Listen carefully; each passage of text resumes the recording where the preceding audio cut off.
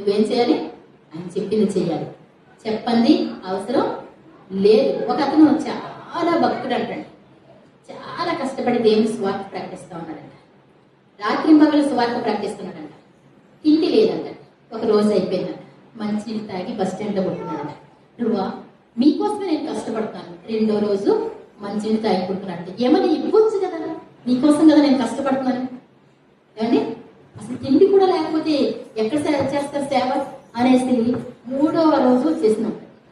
ఇప్పుడు ఏం లేదంటండి, తిండి. అప్పుడు అన్నాడంట, నిన్ను వెళ్ళమని చెప్పానా, ఈ పని చేయమని నీతో చెప్పానా అన్నాడంట దేవుడు. బాగుందండి, నేను చెప్పిన మాట నేను చెప్పాను, నువ్వు వెళ్ళమని. ఎందుకంత ప్రయాసపడుతున్నావు? నేను చెప్పినప్పుడు ఒక్క మాట వింటే సరిపోదు.